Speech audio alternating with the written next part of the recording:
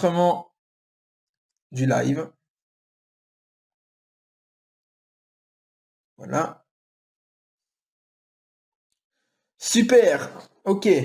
Du coup, le live a commencé à enregistrer 21h50. À partir de ce moment, les commentaires sont enregistrés, tout ça. Donc, voilà, si vous pouvez toujours commenter, il n'y a pas de problème. Et donc, du coup, on va commencer à discuter ensemble. Est-ce qu'on doit vous voyez? Non, pas du tout. Enfin, peu importe en fait. Vous faites ce que vous voulez. Donc, ce soir, petite étude. J'espère qu'on m'entend bien. J'espère qu'il n'y a pas de bug. Donc, a priori, moi, je vois sur mon écran à côté, il y a pas vraiment de bug. Moi, sur mon écran, ça bug un petit peu, mais à côté, je vois que ça bug pas trop. Donc, voilà. J'espère qu'on m'entend bien en tout cas. Et on va pouvoir parler.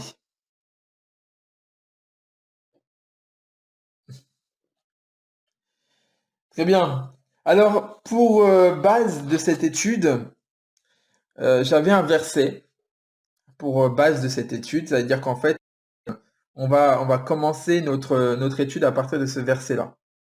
Je répondrai à toutes les questions après. D'accord? Là, vous gardez vos questions, vous restez sur le live et lorsque ce sera le moment de discuter, vous pourrez discuter. Donc, dans Actes des Apôtres, au chapitre 4, et on va lire les versets 11 et 12. Donc, pour ceux qui ont leur Bible, vous pouvez l'ouvrir Actes des Apôtres, chapitre 4, versets 11 et 12. Je vous laisse juste 30 secondes histoire d'ouvrir vos Bibles pour ceux qui les ont. Pour ceux qui ne les ont pas, je vais vous demander de me faire confiance. Voilà. Ou alors de prendre sur Internet.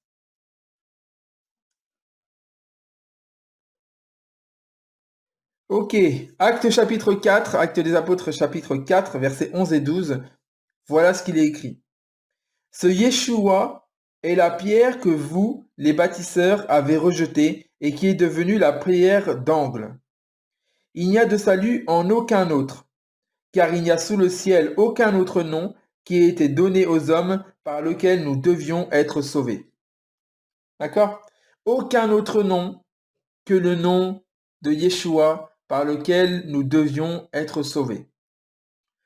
Pour remettre les choses en place rapidement avant de commencer cette étude, vous pouvez appeler Jésus Yeshua ou Jésus ou Yehoshua. Vous pouvez l'appeler comme vous voulez. Moi, personnellement, je l'appellerai Yeshua tout au long de ce live. Et je ne vous fustige pas de l'appeler comme vous le souhaitez. Voilà. Donc, je ne suis pas là pour convaincre qui que ce soit qu'il faut appeler Jésus Yeshua. Ou alors, je ne dis pas que appeler Jésus est est satanique, comme certains osent le dire. Mais je dirais simplement que voilà, moi j'ai trouvé ma sensibilité dans le nom de Yeshua parce que je trouve que c'est un beau nom, tout simplement. Très bien. Alors, on a toujours la Bible à côté, mais on va essayer de la mettre un petit peu de côté parce que ce soir, on va discuter un peu plus historique.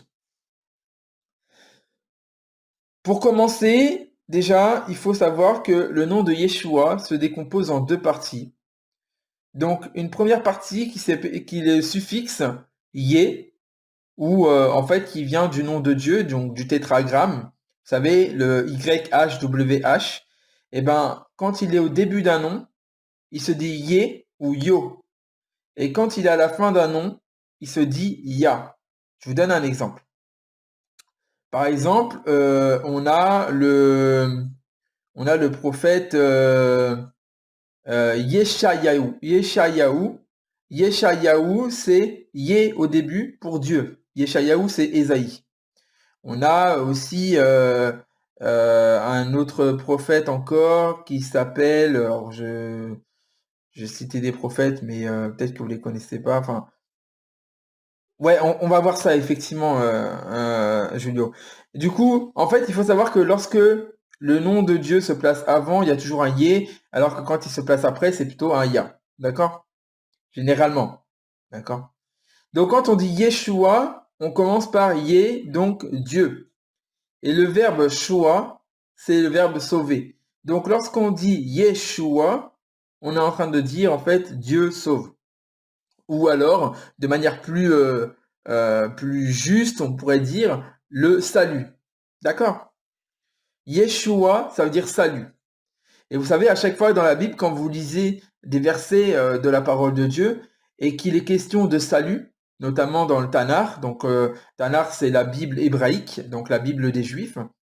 Quand vous regardez dans le Tanakh, vous voyez par exemple l'Éternel est mon salut. Donc l'Éternel est mon salut. En hébreu, ça donnerait que l'Éternel est mon Yeshua. D'accord? Il est mon salut. Le mot salut, c'est Yeshua. D'accord? C'est pour ça que Yeshua dira que la Torah et les prophètes parlent de lui. En fait, son nom est emprunt dans la Torah, dans le Tanakh en fait en général. Il est marqué partout. À chaque fois que vous voyez le mot salut, dites-vous qu'il y a marqué Yeshua. Ok? Donc, une fois qu'on a dit ça, on peut simplement se dire que Yeshua, qui veut dire Dieu sauve, c'est ce par quoi Dieu va venir nous sauver. D'accord? Tanar, c'est la Bible hébraïque, je l'ai dit. C'est la Bible juive, le Tanar.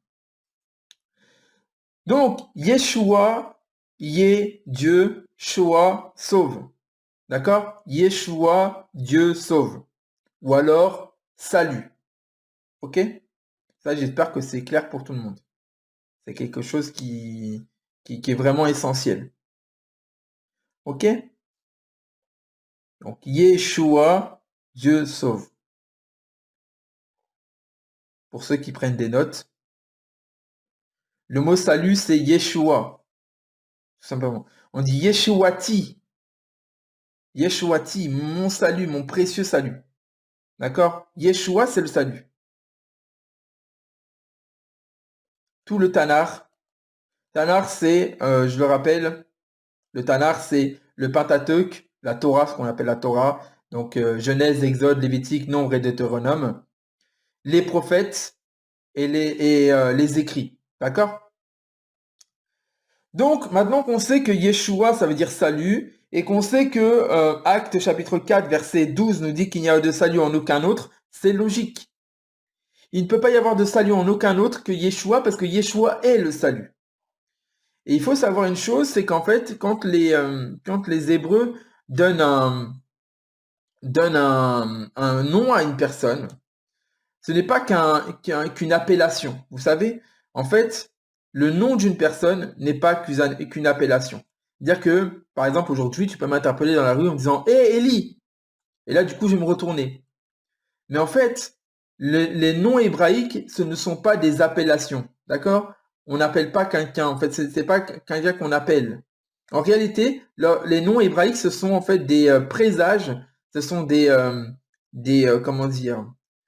Ce sont en fait des actes de destinée. C'est-à-dire qu'en fait, lorsqu'on donne un nom à une créature, en fait, lorsqu'on donne un nom à une création, on est en train en fait de créer en elle en fait une substance spirituelle. Ça va être très compliqué et on reparlera sur les noms et sur la raison des noms. Notamment, on voit que dans la Bible, Dieu a changé plusieurs noms à plusieurs reprises, notamment le nom de Abraham qui est devenu Abraham, le nom de Sarai qui est devenu Sarah, le nom de Jacob qui est devenu Israël. On en voit plusieurs comme ça. Et même Jésus a fait ça parce qu'on voit que, par exemple, l'apôtre Pierre, à la base, ne s'appelait pas Pierre, il s'appelait Simon. Et en fait, en hébreu, on dit Shimon. Et Shimon a été appelé Képha. Shimon Képha. D'accord? Donc, là, on est en fait au point où on a vu que Yeshua veut dire Dieu sauve. Et maintenant, on va voir le fait que Yeshua, son nom traduit une destinée. D'accord? Son nom traduit une raison d'être, une mission. D'accord? En réalité, quand vous regardez dans la parole de Dieu, en fait, tous les noms qui ont été donnés par rapport à un acte qui s'est passé. On voit par exemple la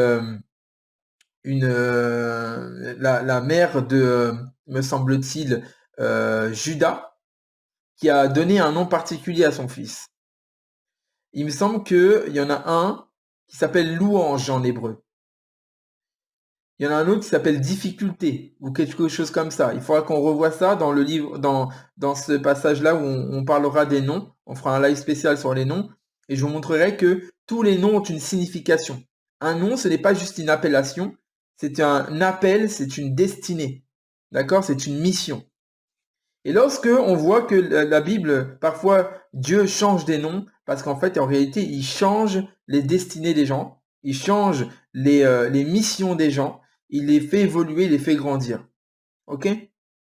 Ça, on le verra. On pourra peut-être toucher un petit peu de deux petits doigts à la fin de ce live sur deux, trois prénoms qu'on voit dans la Bible. Et on pourra essayer de regarder qu'est-ce que ça signifie. Ok? Alors, donc, Yeshua veut dire Dieu sauve. Ok? Maintenant, la question que moi je me suis posée, et c'est cette question-là en fait qui m'appelle en tout cas à faire ce live ce soir, c'est de se poser cette question de pourquoi est-ce que le nom de Yeshua est devenu Jésus et comment est-ce qu'il est devenu Jésus? Comment ça s'est passé? Parce que, vous savez, on peut traduire, enfin on peut dire un nom de plusieurs manières, mais par contre, un nom ne change pas. D'accord? C'est là où, par exemple, avec les musulmans, je ne suis pas d'accord dans le sens où Aïssa, c'est totalement différent de Yeshua. Ça n'a rien à voir. D'accord? On peut regarder un petit peu, on peut remarquer une similarité entre Yeshua et Jésus. D'accord? Alors que entre Yeshua et Aïssa, il n'y a pas de similarité, pardon. Ok? Donc pour moi, on peut pas traduire un nom, mais on va dire le translittérer. D'accord? Qu'est-ce que la translittération? La translittération, en fait, c'est un acte par lequel, en fait, on va changer des lettres qui n'existent pas dans un certain alphabet en des lettres qui s'en rapprochent. Je vous donne un exemple. Vous savez, là, on a vu que Jésus s'appelle Yeshua. Et comment on est passé de Yeshua à Jesus en grec? Parce qu'en grec, Yeshua se dit Jesus. Ils ont gardé le petit yod au début, donc le y, d'accord, qui est devenu un y aussi. C'est le iota, d'accord. Ensuite, après, on a au lieu de la lettre shin de Yeshua, au lieu de la lettre shin, on a une autre lettre grecque parce qu'ils n'avaient pas le son sh, ils ne l'avaient pas. Du coup, ils ont transformé ça pour en faire une sorte de son qui se ressemble, quelque chose qui se rapproche le plus possible de la consonance originale, d'accord? Donc de Yeshua, on est arrivé à Jesus. Donc on comprend le Yeshu, d'accord? On comprend le Yeshu, mais et du coup qui est devenu Yesu, d'accord? Et le son S final, en fait, il s'explique d'une simple manière, c'est qu'en fait, en Grèce, à l'époque, dans l'Empire grec, il y avait en fait cette tradition pour les noms, que les noms qui terminent par un A sont des noms féminins. D'accord? Les noms qui terminent par un A en grec, notamment à l'époque du 1er siècle, ce sont des noms féminins. Donc pour enlever ce côté féminin et pour vraiment faire un Yeshua masculin, et ben en fait ils ont dit on passe de Yeshua à Jesus. Ce ous à la fin est vraiment en fait est vraiment significatif en fait de cette volonté de garder le côté homme de Yeshua. Homme au sens charnel, dans le sens c'est un homme et pas une femme. D'accord? Donc à ce moment-là, on est passé de Yeshua à Jesus par plusieurs choses. Ce changement-là du shin en hébreu au sin, il me semble, en grec.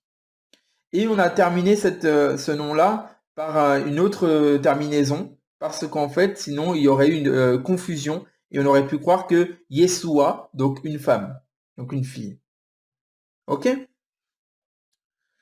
Donc du coup, on a ce premier changement qui a été fait en passant de Yeshua à Jesus. ce premier changement. Puis après, il y a eu l'Empire romain. Enfin, en tout cas, on l'a transformé en latin, on l'a changé en latin, parce que l'évangile, enfin, plusieurs évangiles en tout cas, ont été écrits en grec, et puis il y a beaucoup de lettres qui ont été écrites en grec notamment. Donc du coup, ils disaient en fait non pas Yeshua, mais ils disaient Jesus, ok? Pour pouvoir parler au grec, ok? Ensuite, nous avons en fait un deuxième changement. Ce deuxième changement, ce sera, on passera en fait de Jesus à Jesus. Jesus, ok? Et Jesus, ou Jesus, c'est la version latine du nom de Yeshua, ok? Ça, on a translittéré le nom de Yeshua en grec, puis après on a translittéré ce nom de Jesus, qui était en grec, on l'a translittéré vers le latin, d'accord? Et le nom de Yeshua est donc devenu Jesus, ok? Ils ont enlevé le iota au début de son nom pour le transformer par un J, d'accord? Parce que les latins sont été en tout cas, on a quelque chose dans l'histoire, mais ça a été les premiers à vraiment utiliser le son J, d'accord? Donc, Yeshua passe à Jesus, Jesus passe à Jesus, d'accord? Ou Jesus. Et c'est comme ça qu'après, le français, étant une langue latine, va dire Jésus. D'accord? Elle va encore, non pas translittérer, mais adapter au langage français. D'accord? Il s'agit ici, en fait, pas d'un changement du prénom, mais d'une translittération. Le souci que moi j'ai dans cette manière de faire, ce n'est pas tant le fait d'adapter le nom à une certaine culture, à un certain langage et à un certain alphabet qu'on n'a pas dans certains lieux. La translittération est parfois une bonne chose.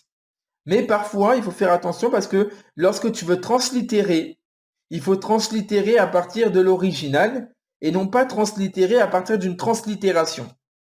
D'accord? C'est comme si on traduit un texte d'une langue riche à une langue pauvre et qu'ensuite on traduit le même texte de cette langue pauvre à cette langue riche. On va perdre énormément de sens. D'accord? Vous pouvez essayer, par exemple, de prendre une langue riche, d'écrire un texte sur Google Traduction, de le changer en français, et après vous passez du français à cette langue riche. Et vous trouverez que le texte a changé. Parce qu'en fait, on ne traduit pas à partir d'une traduction. Comme on ne translittère pas à partir d'une translittération. Donc, moi je le redis, du coup, pour ceux qui n'étaient pas là au début, ce n'est pas grave de dire Jésus. D'accord? Ce n'est pas grave de dire Jésus. C'est pas satanique de dire Jésus. Il y a beaucoup de miracles qui se font au nom de Jésus. Cependant,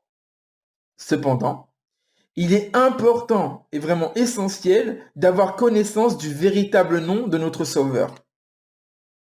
Il est essentiel d'avoir connaissance de ce nom parce qu'en fait, c'est le nom par lequel nous avons été sauvés. Et nous savons que nous avons été sauvés par lui parce qu'il porte ce nom, notamment, pour d'autres raisons encore, mais notamment parce qu'il porte ce nom. Parce que comme on l'a dit, comme je l'ai vu tout à l'heure dans les commentaires, il n'a pas été le seul à porter ce nom. Il n'a pas été le seul. On voit par exemple que Barabbas est appelé aussi Yeshua, Jésus. On voit par exemple aussi que il y a le prophète Josué qui est appelé Yeshua aussi. D'accord? Donc ce n'est pas mal de dire Jésus. En revanche, il est important de se rappeler que le nom de notre Sauveur, le nom de notre Mashiach, le nom de notre Messie est Yeshua. Ok? Donc du coup, je vous ai expliqué du coup qu'on passait d'un Yeshua à un Jesus en grec, puis à un Jesus en latin, et finalement à un Jésus en français. Donc, translittération de translittération de translittération. Ok? Et merci Julio pour ta question. Yeshua a une traduction, Jésus n'a pas de traduction. Jésus n'a pas de traduction dans le sens où si on ne se réfère pas au nom original, on ne peut pas traduire Jésus. Jésus est une translittération d'un nom existant qui, lui, a une signification. D'accord? Maintenant, après, comme je l'ai dit au début du live, chacun sa sensibilité. D'accord? Chacun sa sensibilité. Si vous n'avez pas cette sensibilité d'appeler Jésus Yeshua, c'est votre affaire. Mais sachez qu'il s'appelait Yeshua. Sachez qu'il était juif. Sachez qu'il a été circoncis le 8e jour. C'est des faits. D'accord? Et c'est important de les connaître. Il ne faut pas juste sur une vision des choses, mais essayer d'aller plus loin en regardant qu'est-ce qui s'est passé au 1er siècle. Ok? Donc du coup, on a vu ce changement, cette translittération pour passer de Yeshua à Jésus. Ok? Donc, non, non, non, non, non. Alors, je vais laisser juste un temps de repos, d'accord? Et je vais répondre aux questions. Je pense qu'on va faire ça pendant allez, un petit 10 minutes, d'accord? Pendant 10 minutes, je vais tâcher de répondre aux questions. Alors attention aux questions qui se posent par rapport à ce que je viens de dire, d'accord? Pas aux questions par rapport à ma foi ou à autre chose. Vraiment les questions par rapport à ce qui vient de se dire. Où vois-tu que Jésus a été circoncis le 8e jour, s'il te plaît? Alors, c'est marqué... euh, Matthieu, je pense. Alors, je vais te le sortir, hein. Matthieu...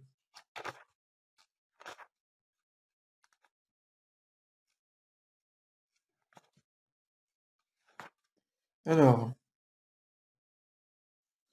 que je regarde, hein.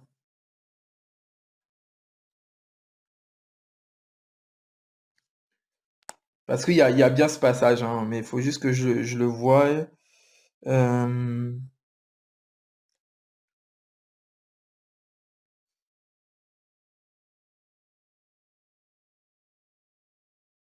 hum, hum.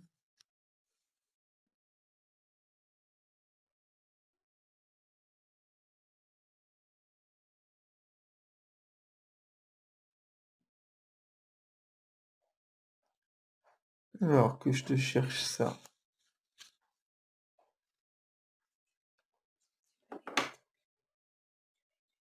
Ouais.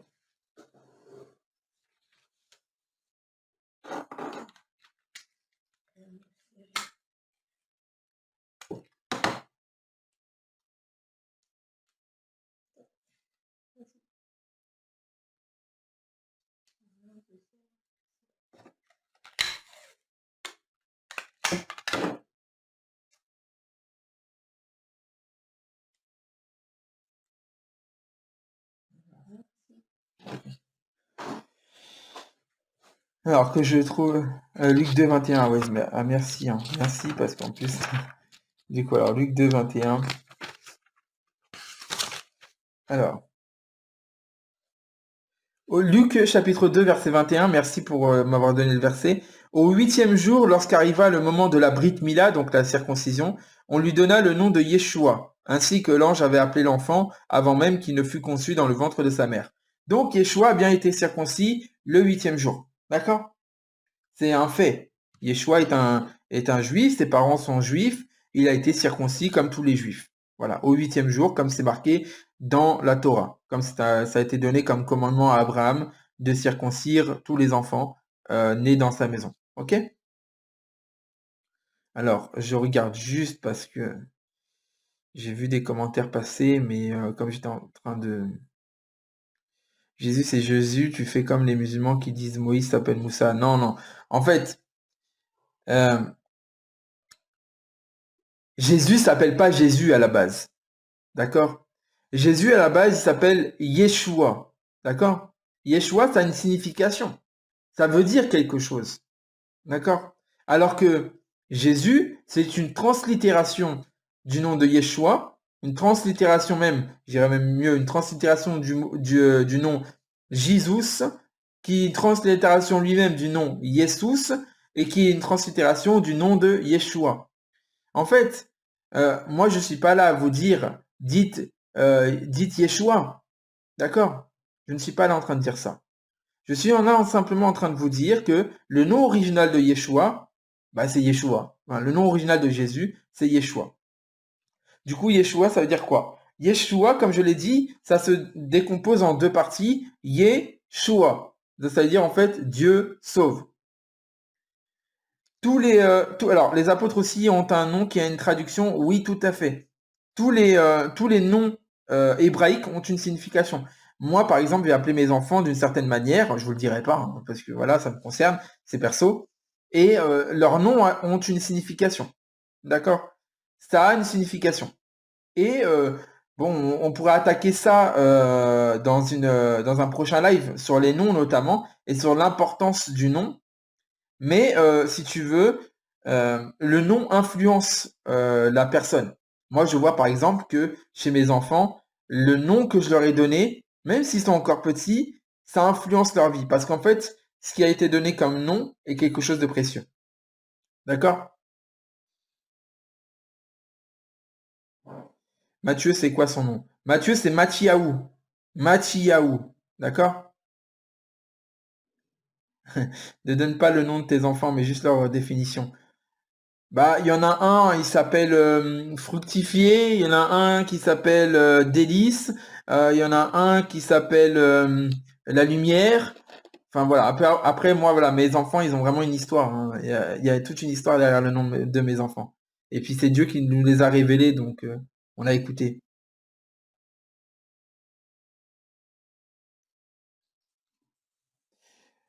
Donc, est-ce que jusque-là, ça va? Est-ce qu'on a bien compris que le nom de Jésus est à la base Yeshua? Voilà. Et que ce nom a une signification et aussi que il a été translittéré à plusieurs reprises et que même si on peut appeler Jésus aujourd'hui Jésus, eh ben on peut quand même l'appeler Yeshua et pour moi je trouve ça plus juste de l'appeler Yeshua. Oui, ça veut dire quelque chose, Mathiaou en hébreu, mais on en parlera lorsqu'on abordera le thème sur les noms, d'accord? Mohamed en hébreu s'appelle comment? Bah, Mohamed, c'est un nom arabe, donc c'est pas un nom hébraïque, hein, Mohamed. Donc ça, faudra demander aux musulmans. Il me semble que Mohamed, c'est le béni ou le loué, celui qui est loué, celui qui est digne de louange, un truc comme ça, en arabe. Mais voilà, mais moi c'est pareil. Par exemple, quand on dit alors, il y a une particularité, et ça on en parlera lorsqu'on fera un live sur les noms, que le nom de Moïse, d'accord, le nom de Moïse n'est pas un nom hébreu. Le nom de Moïse, c'est le seul en fait de prophète dans la parole de Dieu qui n'a pas un nom hébraïque. D'accord? Moïse a été circoncis le huitième jour, mais ce n'est pas sa mère qui lui a donné son nom. Et certainement qu'il avait un autre nom. Mais quand on regarde la Bible, c'est la princesse d'Égypte qui a donné le nom de Moïse. Et Moïse est un nom égyptien. Ouais, Moshe. Moshe, c'est un nom égyptien. Ça veut dire sauver des eaux. Mais c'est égyptien. Et c'est une tradition chez les Lévites de ne pas donner des noms, ou en tout cas de ne pas donner en premier nom hébraïque aux Lévites. Ça, on le verra dans une autre, dans une étude sur les noms.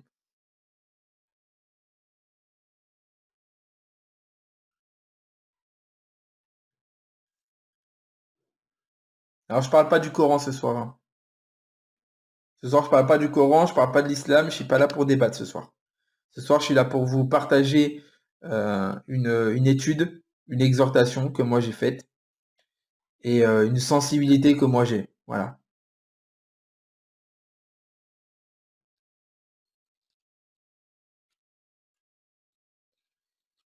Donc ça vous va? Jusque-là, vous avez réussi à suivre.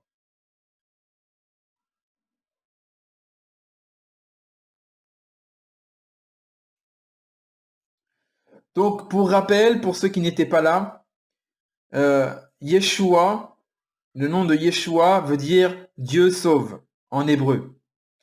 Et il a été translittéré à 3 reprises pour donner Jésus. D'accord? La translittération, c'est changer une lettre d'un alphabet à un autre, sachant qu'il y a certains sons qui n'existent pas dans certaines langues.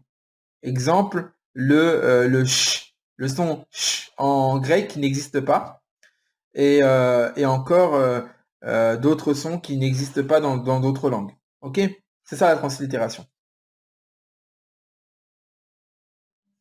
Il y a combien de lettres en tout en hébreu? Alors attends, je compte parce que c'est un truc comme 21 ou 23. Alors attends. 22 lettres. Il y a 22 lettres en hébreu. Si j'ai bien compté. Attendez. Aleph, Bet, Gimel, Dalet, He, Vav, Zayin, Chet, Tet, Yud, Kaf, Lamed, Mem, Nun, Samer, Ain, Pet, Sade, Kof, Resh, Shin, Tav. Ouais, 22. C'est ça, 22 lettres en hébreu. 22 lettres dans la langue hébraïque. Et ces 22 lettres, elles peuvent se dire différemment. Par exemple, la lettre bet, c'est un bet si on met un point au milieu de la lettre, mais par contre si on met pas ce point, c'est un vet, d'accord? Ça devient d'un B à un V. Il y a une autre lettre, par exemple, la lettre shin, qui lorsqu'on met alors c'est shin lorsqu'on met un point, mais c'est sin lorsqu'on ne met pas point, d'accord? C'est très proche de l'arabe. Ouais, c'est de langue sémitique, donc il y a des ressemblances. Il y a beaucoup de ressemblances. Comment tu as appris l'hébreu? Avec la Bible. Voilà, mais après, c'est vraiment de l'étude personnelle, hein. Élie, pourquoi Jésus dit je suis Amy qui nous ramène à Exode 3,14? Aya, tu peux développer. Ah, ça, mon frère.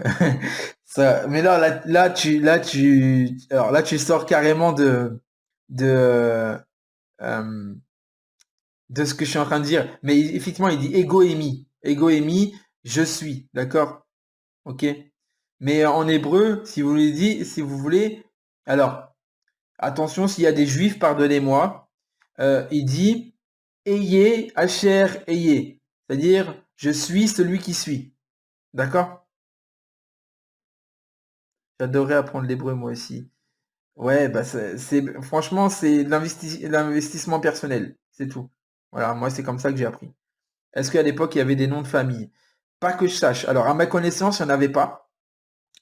Mais par contre, on appelait en fait les gens par les parents. C'est-à-dire qu'en fait, il y avait, par exemple, on va prendre un simple, Josué, qui est appelé le fils de Noun. Josué, fils de Noun. D'accord? Donc, son père s'appelait Noun, le poisson. D'accord? Donc, en fait, ils sont appelés par leur fils. Enfin, par leur père. Mais il y avait juste un nom et on disait le nom de leurs parents. Comme j'utilise cet argument pour prouver la divinité de Yeshua. Ouais, mais la divinité de Yeshua, on a beaucoup parlé et pour moi c'est suffisant. Mais bon, on en discutera une prochaine fois si tu veux. Oui, effectivement, les fils de lui, qui est fils de lui, qui est fils de... Ouais, c'est ça, exactement. Comme en Europe de l'Est, communistes sont rattachés aux parents. Ouais. Alors il y a ça et il y a aussi par rapport au métier aussi. Ce que j'ai vu aussi, c'est qu'on rapproche une personne par son métier aussi. Du coup, les juifs et les chrétiens sont comme frères. Ouais, ouais, ouais. C'est ça, Yeshua, le fils du charpentier. Tout à fait. Tout à fait. Parce qu'en fait, il y a aussi la condition du métier aussi. C'est parce qu'en fait, c'est les parents qui transmettaient, enfin, le père qui transmettait à son fils le métier. Et du coup, en fait, on appelait le fils par le métier aussi. Voilà. Mais ce ne sont pas des noms de famille comme on pourrait l'entendre aujourd'hui, hein. Pourquoi les juifs ne sont plus le peuple élu? Les juifs sont toujours le peuple élu. Bon, on en rediscutera plus tard. Abbar. Ouais, c'est ça, le père et le fils. Ab et Bar. Ouais, le père et le fils. J'ai mis du temps à le comprendre celui-là. Ok, très bien. Donc, pour ceux qui arrivent, on a vu que le nom de Jésus, à la base, c'était Yeshua, et qu'on a translittéré à 3 reprises pour arriver à Jésus. Ok? On a vu aussi que Yeshua voulait dire Dieu sauve. Ok? Donc, maintenant, il faut comprendre quelque chose, ce que je vous ai dit au début, c'est qu'un nom n'a pas simplement une origine, c'est pas une appellation. Un nom est une condition, un nom est une mission, un nom est une invocation. D'accord? Pourquoi est-ce que Yeshua a été appelé Yeshua? C'est parce qu'en fait, sa mission était de sauver son peuple. D'accord? Sauver son peuple du péché. C'est ça qu'il est marqué. Donc c'est pour ça qu'ils l'ont appelé Yeshua. Mais est-ce que vous savez que Yeshua a un autre nom? Est-ce que vous savez que Yeshua a un autre nom? Là, je vais attendre des réponses. Yeshua a-t-il un autre nom très connu, très très connu, mais qu'on n'utilise pas forcément? Je vais voir les réponses qui vont sortir.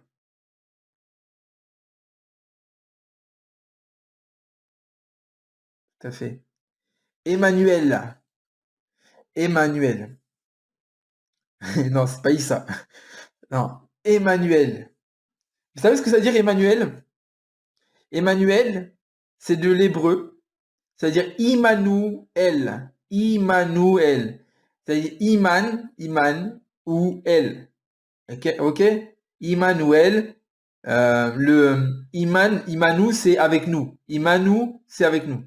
Iman, c'est une, alors je sais plus c'est quelle racine exactement, mais quand on dit Imanu, c'est avec nous. D'accord? Et Imanu, El, c'est Dieu avec nous. D'accord? Donc, il faut savoir une chose, c'est que tous les noms dans la Bible, absolument tous les noms, et surtout les noms hébraïques, ont une signification et une mission.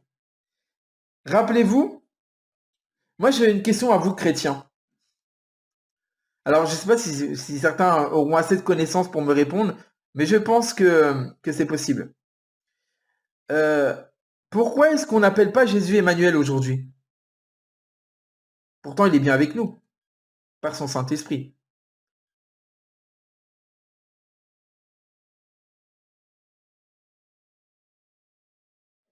C'est beau, oui, tout à fait. Pourquoi est-ce que on n'appelle pas Jésus Emmanuel? Pourquoi est-ce qu'on l'appelle tout le temps Jésus ou Yeshua et qu'on ne dit pas Emmanuel ou Immanuel? Ouais, parce que celui qui nous a sauvés, c'est Dieu sauve. Ça fait partie de la réponse, tout à fait. Parce que c'est son nom, car il n'est pas revenu parmi nous. Je vois des belles choses, hein. Je vois des belles choses. Sa mission première était de sauver, ok. Puisqu'il est dit, attends, il est dit, nous l'appellerons, mais ce n'est pas son nom, ok. Parce que son corps est plus là, parce que Jésus est le fondement du message biblique. Parce que Jésus est le fondement de l'évangile, ouais, tout à fait. Il nous sauvera à la fin. Je vois des belles réponses, hein. Bah, quoique, franchement, je suis vraiment agréablement surpris parce que vous n'êtes pas très très loin de la vérité. En fait, la raison pour laquelle, parce qu'en fait, si vous voulez, on pourrait y voir une contradiction, pardon, dans le fait que on appelle Yeshua Yeshua, ou alors qu'on appelle Yeshua Jésus. On pourrait y voir une contradiction parce qu'il est marqué que il sera appelé Emmanuel. Il sera appelé Immanuel. D'accord? Il sera appelé Dieu avec nous. Et c'est un nom, hein. On parle bien d'un nom. Pourtant, lorsque l'ange est apparu à Myriam, il lui a dit, tu l'appelleras Yeshua. Tu l'appelleras Yeshua. Ok? Tu l'appelleras Yeshua. Donc on peut avoir un semblant de, comment dire, de se dire, ah, c'est contradictoire parce que Dieu dit qu'on l'appellera Emmanuel, mais en même temps, Yeshua est appelé Yeshua. Et l'ange dit qu'il doit s'appeler Yeshua.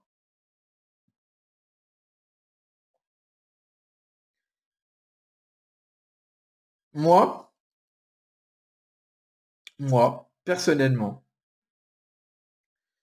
je pense que la raison pour laquelle on n'appelle pas Yeshua Immanuel actuellement, c'est parce que Immanuel, c'est ancré en fait de quelque chose d'éternel. C'est pas ancré de quelque chose de temporel. D'accord? On parlera de lui comme. Ça fait partie de la réponse, effectivement. Mais on l'appellera, c'est pas quelque chose dire qu'il y a Yeshua, le nom qui est au-dessus de tous les noms, comme il est dit dans la parole de Dieu. Mais Immanuel, en fait, c'est un côté un peu révérentiel. D'accord? Lorsqu'on dit Immanuel, on est en train de faire une attestation que Dieu est avec nous. Et c'est là où j'ai vu effectivement la phrase du coup de Benson Mortar. C'est une phrase nominale en hébreu, c'est un titre. Alors, une phrase nominale en hébreu, tout à fait. Tout à fait. Mais Yeshua est une phrase nominale aussi en hébreu. Yeshua, Dieu sauve. Enfin, pas une phrase nominale plutôt. Il y a un verbe dedans. Il y a le verbe sauver. Mais bon, c'est une phrase aussi Yeshua. Hein. C'est pour ça que je vous disais tout à l'heure que tous les noms dans la Bible sont sont en fait des déclarations. C'est des invocations. Ça en reste pas simplement sur le fait de se dire on doit l'appeler comme ça parce que c'est son prénom. Les prénoms chez les Hébreux, ça n'existe pas. Il n'y a pas de prénom en tant que tel. C'est des appels, enfin, c'est des invocations, c'est des destinées, des missions. D'accord? Des qualificatifs, effectivement. Alors, je fais souvent la référence, alors je suis désolé, parce que en fait, moi, c'est quelque chose qui me touche particulièrement parce que je me dis, vous voyez, les personnes qui sont d'origine congolaise ont tendance en fait à appeler leur enfant avec des adjectifs. Et c'est pas forcément une mauvaise chose, en fait. Quand tu appelles ton enfant victoire, ou que tu appelles ton enfant destinée, ou que tu appelles ton enfant, je sais pas moi, Dieu est bon, ou un truc comme ça, tu vois. Eh ben, c'est typiquement, ce qu'ont fait les Juifs, ce qu'ont fait les Hébreux lorsqu'ils donnaient des noms à leurs enfants. Espoir, ouais, tout à fait. Tout à fait. En fait, les Congolais, en tout cas, alors il y a peut-être pas que les Congolais, hein, moi en tout cas, je sais que j'ai beaucoup entendu ça chez les Congolais, mais en tout cas, effectivement, il y a une signification dans le nom. C'est pas simplement qu'un nom, c'est une déclaration. D'accord? C'est pour ça que Immanuel, même si c'est une phrase nominale, ça peut être utilisé comme un nom. Ça peut être utilisé comme une appellation dans le sens où il s'appelle Immanuel parce qu'en fait, il reflète Immanuel. Tu vois ce que je veux dire? Il s'appelle Immanuel parce qu'il reflète Immanuel. On donne en fonction de la circonstance. Chez les Congolais, oui, c'est une déclaration de foi, tout à fait. C'est une déclaration de foi. Ouais. Quelle était la signification de Elina en hébreu pour toi? Elina? Bah, Elina, c'est un peu le même style que mon prénom, Eli. Eli, c'est l'éternel est Dieu. Eli. Ça se dit Elia. D'accord? En hébreu, on dit Elia. Ça a été diminué en Eli, mais Eli, c'est Elia. El et Ya. Donc l'éternel est Dieu. Elia. L'éternel est Dieu. Ok? C'est de là d'où vient le nom Eli. D'accord? Donc Elina, pour moi, c'est pareil. Ça vient ça vient de la même racine.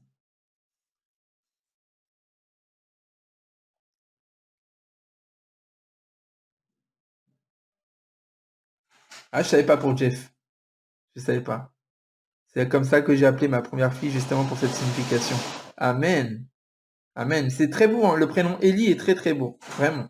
Je dis pas ça parce que c'est. Alors, c'est un prénom que j'ai choisi, hein. Je m'appelle pas Ellie en vrai, hein. Mais c'est un prénom que j'ai choisi. D'accord? Parce que lors de ma conversion, j'avais envie de marquer les choses. Et du coup, je suis passé par plusieurs étapes. Mais après, j'ai fini par me faire appeler Ellie. Je donnerai pas mon prénom de base, si on veut dire ça comme ça. Mais si vous voulez, c'est un prénom arabe. Et ce prénom arabe veut dire celui qui prophétise. D'accord? Ça, c'est mon prénom en arabe, il veut dire celui qui prophétise. Que veut dire Élie? Je l'ai dit, Élie, c'est Elia en hébreu. Elia, donc l'éternel est Dieu. Jamais de la vie je change mon prénom, même si je deviens bouddhiste. Ouais. Après, t'as raison, hein. Moi, je veux dire, moi, je l'ai pas changé parce qu'on m'a dit il faut absolument changer, comme certains le font parce que on leur dit faut changer parce que c'est pas bien, ça vient du monde, etc. Moi, je pense que je l'ai changé parce que j'avais envie de coller à mon identité. Surtout que moi, j'ai pas qu'une identité euh, j'ai pas qu'une identité musulmane, j'ai aussi une identité juive derrière dans ma famille. Donc du coup, ça correspondait aussi. Et Zéli, par hasard, il y a une signification en hébreu. Pas à ma connaissance, mais Zéli, c'est pareil, ça porte le nom Eli. Donc c'est un peu le même système. Après, il faudrait voir la signification de la lettre Zayin. Zayin. Tu regardes, tu cherches signification de la lettre Zayin, et du coup, tu corresponds, enfin, tu mets en lien avec le nom Eli, et peut-être que tu trouveras quelque chose. C'est une part d'identité, j'aurais trop peur de me perdre, mais c'est vrai, c'est une question de conviction. Ouais, voilà, c'est ça. Tu l'as fait parce que ça te tenait à cœur, quoi. Ouais, tout à fait. C'est parce que tu es fan d'Elysée Moon. Non, pas forcément, non. Non, non. Il y a des gens qui disent qu'il faut changer de prénom à la conversion. Ouais, parce qu'en fait, il y a des mouvements qui disent, en gros, ces gens-là, en fait, disent, tu vois, le prénom que tes parents t'ont donné à la naissance, eh ben, c'est des prénoms du monde. Donc maintenant que tu as une nouvelle création en Yeshua, eh ben, tu dois changer de nom. Il y en a qui, en fait, fonctionnent comme ça. Moi, j'y crois pas trop. Moi, je pense que après, c'est libre à chacun et que ça doit vraiment être quelque chose de libre. Sur ta carte d'identité aussi, ton nom a changé? Non, non. Sur ma carte d'identité, c'est toujours mon nom, on va dire de base, comme vous l'avez dit tout à l'heure. Souvent dans l'islam, c'est le cas, mais pas, c'est pas une obligation, ouais. Ouais. Oui, Elikaku, ouais, Elikaku. C'est un peu comme Abraham, ouais, Abraham il s'appelait Abraham et il s'est appelé Abraham. Enfin, c'est Dieu qui a changé son nom. Je sors mon chien, l'hôtel est dans ma poche, mais j'écouterai la famille. Ok, super. Euh, ouais, bah, pendant qu'on y est sur Abraham et Sarai, est-ce que vous voulez que je vous fasse une petite démonstration de quelque chose que j'ai appris? On va faire une étude hébraïque, d'accord? Alors, t'as appris l'hébreu et le grec en combien de temps? Alors, j'ai pas appris l'hébreu ni le grec, dans le sens où l'hébreu, je l'apprends toujours petit à petit, et le grec, j'y connais rien en fait. Je me fie juste à la Bible et au Strong, d'accord? Alors, je vous demanderai la plus grande attention parce que ça va être assez complexe, d'accord? Je vous le dis pas ça parce que moi je suis plus élevé que vous, mais je dis ça parce que c'est important et vous pouvez très très vite vous mélanger les pattes. D'accord? Alors, Abraham et Sarah. D'accord? Abraham et Sarah. Est-ce que certains veulent prendre le temps de noter? Parce que je vais dire des choses et je pense que ça peut être intéressant. Abraham et Sarah. Si certains veulent prendre une feuille et noter, je vais commencer à 22h40 sur Abraham et Sarah. Je vous laisse 2 minutes pour aller chercher une feuille et un stylo. Alors, je ne vais pas faire le prof, mais je pense que c'est important. Si jamais ça vous intéresse de vraiment noter les choses, hein. Je sais qu'il y en a certains qui aiment bien noter, qui aiment bien écrire à chaque fois quand ils écoutent quelqu'un parler de la parole de Dieu. Ils notent les versets, ils notent toutes ces choses-là. Et ensuite, après, au calme, ils vont revoir et réécouter tout ça. Et puis ensuite, après, ils vont se faire leur avis en étudiant la parole de Dieu. Oui, ils sont frères et sœurs par le Père, tout à fait. Tout à fait. Ils sont frères et sœurs par le Père. Pas par la mère, parce que en fait, par la mère, ça aurait été c'est interdit par la mère, en fait. Dans le judaïsme, tu peux pas te marier avec avec ta sœur, enfant de ta mère. Mais par contre, enfant de ton père, c'est différent. Bon, on pourra étudier ça plus tard si vous voulez. Enfin, quoique dans le judaïsme actuel, c'est un peu plus compliqué, hein. Mais en tout cas, dans la Torah, on voit qu'il y a une séparation, en tout cas. Ok, donc, il est 22h40. Je veux que vous marquiez, pour ceux qui ont pris une feuille, je veux que vous marquiez Abraham d'un côté et Sarah de l'autre. D'accord? Abraham d'un côté et Sarah de l'autre. Ensuite, en dessous de Abraham, je veux que vous marquez Abram. Pas Abraham, mais Abram. D'accord? Donc Abraham, A-B-R-A-M. Abram. Et à droite, en dessous de Sarah, je veux que vous notiez Sarai. D'accord?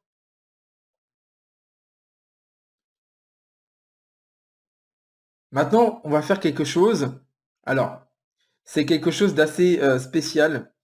Euh, c'est des études assez profondes et ça n'engage que moi.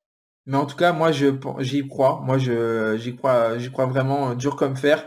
Et pour moi, c'est la seule explication. Enfin, en tout cas, il y a d'autres explications, mais pour moi, c'est important de la connaître celle-là parce elle fait référence à la langue hébraïque et à la raison pour laquelle est-ce que Dieu a changé ces deux noms. Vous savez que Abraham et Sarai ne pouvaient pas avoir d'enfants. D'accord? Sarai ne pouvait pas enfanter. Elle était stérile. Vous savez ça.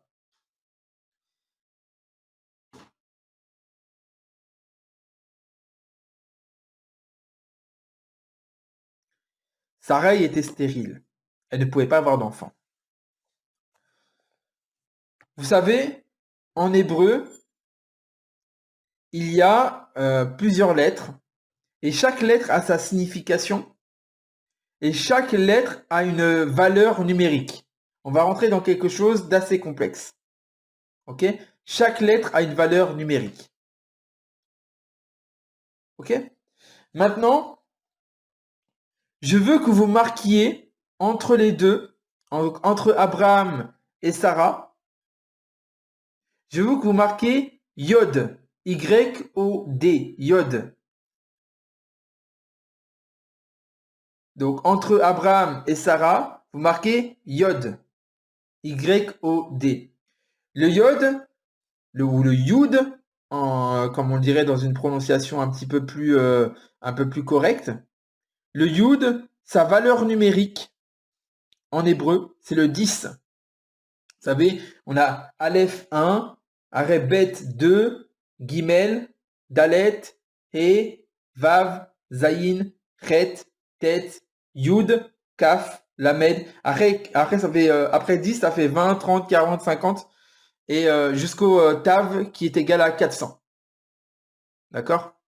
C'est pour ça qu'on dit d'ailleurs, j'ai fait les 400 coups. J'ai fait les 400 coups. Tav, ça vient de l'hébreu, hein, les 400 coups.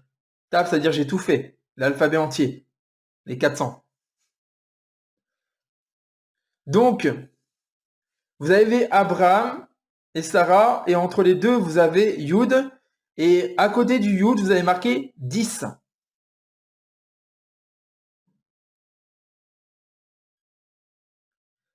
Maintenant que c'est fait, vous allez pouvoir apercevoir dans le Sarai, la transcription hébraïque du nom de Sarai, à la fin de son nom, il y a un Yod.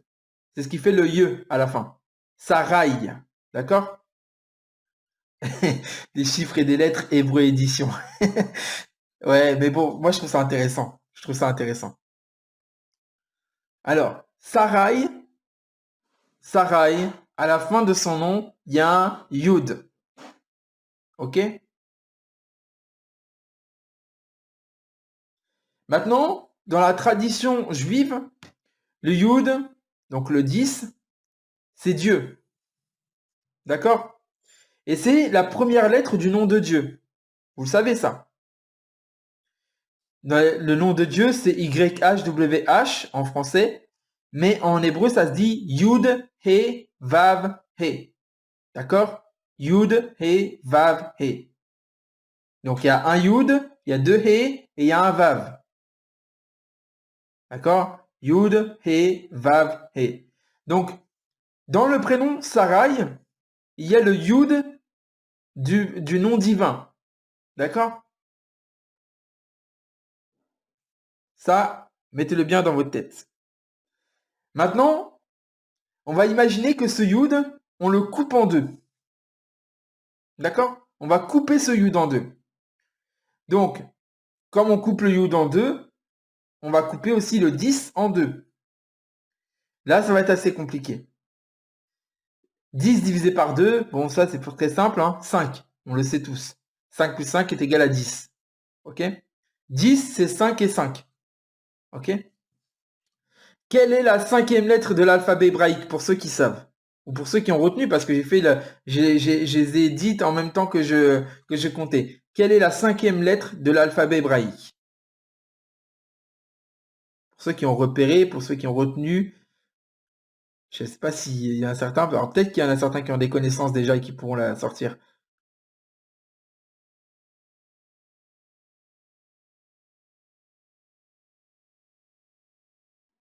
La 5e lettre de l'alphabet hébraïque. Le He, très bien. Très bien. Aleph, Bet, Gimel, Dalet, Dalet, He. Aleph, Bet, Gimel, Dalet, He. D'accord? La 5e lettre de l'alphabet hébraïque, le He. On pourra remarquer que dans le nom divin, donc le Yud, He, Vav, He, donc le nom que Dieu a donné à Moïse au mont Sinaï, je suis qui je suis, ou je suis celui qui est, d'accord? Eh bien, ce H-là, ou ce He, il y en a deux. Il y a deux He dans le nom divin. D'accord? Yud, He, Vav, He. Il y a un He après le Yud, et il y a un He après le Vav. D'accord? Yud, He, Vav, He. Deux lettres, deux He. Est-ce que vous commencez à comprendre là où on va en venir? C'est aussi la 2e lettre du nom divin, tout à fait. Tout à fait. Et on pourra voir aussi plus tard pourquoi est-ce que ces deux He entourent le Vav. Parce qu'il y a un He avant le Vav et il y a un He après le Vav. Pourquoi est-ce que le Vav est au milieu? Ça aussi, c'est un truc important. Ok? Donc, Yud, He, Vav, He, deux He dans le nom divin. Et on va couper ce Yud dans le nom de Sarai. On va couper ce Yud dans le nom de Sarai pour en faire deux He. Et ces deux He, on va les distribuer, un à Abraham et un à Sarai. Ce qui va nous donner Abraham, donc avec le He, Abraham, ok? Abraham, avec le E pour faire le Ham, et Sarah, avec le He à la fin. Ok? Donc ce Yud qui a été coupé du nom de Sarai a été redistribué en deux He à Abraham et à Sarai pour faire Abraham et Sarah. Et vous remarquerez que c'est qu'à partir de ce moment-là, que il y a l'annonce de la naissance. C'est à ce moment-là, parce que l'ange vient devant Abraham plutôt, et lui dit, ta femme ne s'appellera plus Sarai, mais elle s'appellera Sarah. Et en fait, pourquoi elle s'appelle Sarah maintenant? Parce qu'en fait, Dieu s'est donné, d'accord? Il a coupé le Yud qui était dans Sarai pour le distribuer en deux He, un pour Abraham et un pour Sarah. Et en fait, il les a unis parce que à eux deux, ils forment le Yud. J'ai pas fini. Parce que pourquoi c'est un He? Vous savez que le He, dans la tradition hébraïque, chaque lettre a une signification. Et le He, c'est le souffle. Le He, c'est le souffle. Comme dans le mot Ruach. Ruach, c'est le souffle. Et Ruach, on peut le traduire comme l'esprit. D'accord? Ruach HaKodesh, Saint-Esprit. Ok? Donc, normalement, sur votre petite feuille, pour ceux qui ont pris une petite feuille pour noter, vous avez Abraham, Sarai, Abraham, Sarah. Au milieu, vous avez le Yud, à côté duquel vous avez marqué le 10,